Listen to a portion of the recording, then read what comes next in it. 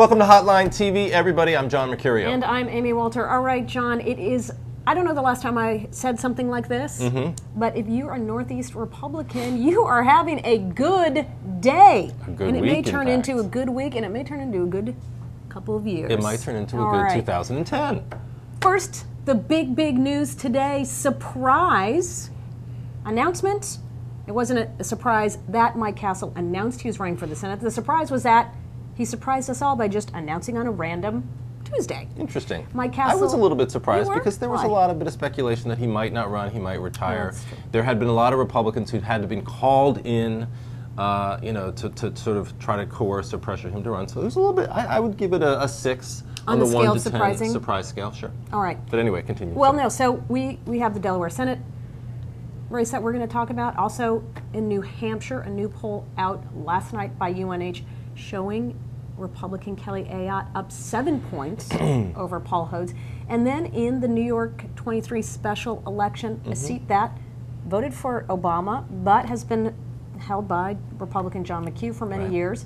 Will Republican Didi Scozzafava, I can't even remember, Scozzafava, can't say her name, that's why even in her ad she says Didi, being a moderate Republican, actually work against her chances to hold that seat there. So a lot of things to talk about. But in Northeastern, Express. not New England, but the Northeast Express. All right, John. First, Delaware, Mike Castle getting in. What does this mean? It means great news for the Republicans. He was really the only Republican in Delaware who could have made this into a race, and he does make it into probably a toss-up at this point. Absolutely. Very popular, a 9-term incumbent congressman, former governor in a state like Delaware. Pretty much everyone knows everyone, but he probably remains one of the best-known statewide politicians, likely to face one of the probably strongest Democrats that could have run against him, Joe Biden's son, Beau Biden, just returning from a tour of Iraq, so he's going to have the military credentials working in his favor. He's going to have his dad's name. He served as the state attorney general. He's about 3 decades, maybe 4 decades, younger than Mike Castle, and that could become an issue. Don't forget about the Bill Roth race in 2000, where the Senate Finance Chairman, Bill Roth, lost to Tom Carper in a race that really did end up focusing significantly on the fact that Bill Roth was, I think, 76 at the time. Well, and looked much older, certainly, than Mike Castle does. Sure. And acted much But older. even today, even on Tuesday when Castle was announcing his bid, one of the first questions was, do you have the stamina, do you have the energy to run against somebody like Beau Biden? Well, so and I think he's already facing questions about that. But I think that goes really to the bigger question about his heart being in it and sort of fire in the belly. Look, this guy, he's been in the House since 1992. He's never had a race. He's never had to raise serious money. He's never had to defend his voting record. Right. This is going to be very different. This is the vice president's seat. If you don't think that the White House is going to pour lots of money and energy, and they're not going to be pointing guns at you, figuratively, every moment, you are definitely delusional. This is going to be the toughest thing he's ever gone up against. So I think that's a fair question to ask, regardless of the age. But Beau Biden himself, again, he hasn't had to do anything like this either. The irony is, Beau Biden's going to try to run as this outsider, AG, part of Delaware, while making Castle the insider, guy who's been in Washington for too long, and yet sort of run off his last name at the same time. Oh, that's true. I mean, he's going to run as the outsider from Wilmington, if you will, when in fact he, I think, almost as much, if not more, than Senate Majority Leader Harry Reid in Nevada, will be the national referendum race. I think if voters in Delaware in November of 2010 aren't satisfied with the Obama-Biden administration, then Beau Biden stands no chance. If Obama and Biden's favorable numbers are below 40 in Delaware,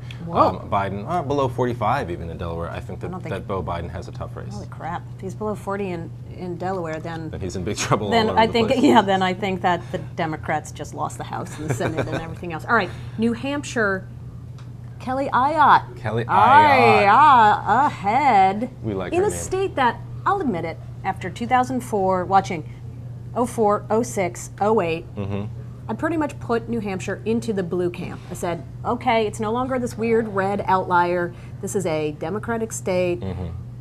Now I look at these numbers today and I say, maybe Republicans aren't, we shouldn't write Republicans off there, because if we learned anything from that poll, it's this. Nobody knows who Paul Hodes is. Nobody knows who Kelly Ayotte is. Right. Really, all it is a referendum on the Democratic Party and the Republican Party labels. Right. And being a Republican suddenly is not so bad to be anymore. Now, being a conservative Republican, being tagged as a Bush Republican, I think is still problematic in New Hampshire. But just being a Republican, not so bad. Being someone who's actually never run a statewide race before, or a campaign of any sort, I think her only experience is having served as state attorney general, a job that she was appointed to by the by the Republican governor and then continued by the Democratic governor.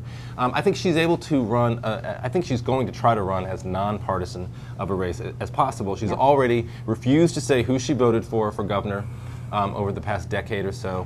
And I think she's trying at this point to run away from the Republican label when, in fact, this poll, as you said, shows that maybe she doesn't need to do that as much. Well, at least and the best thing going for her is she doesn't have to run with Bush on top of the ticket. Exactly. All right, and then finally, New York 23, here was an opportunity, or still is an opportunity. The election is on November 3rd. Yeah, there's only one there's only one poll that matters on election. For Democrats to pick up one of the last remaining House seats in New York State. Yes. That's a Republican seat. That's a Republican seat, excuse me. That's right. Latest polling out of there still showing Dee, I'm just going to call her Dee for now. Scozzafava. 35%. The Democrat, Bill Owens, at 28%.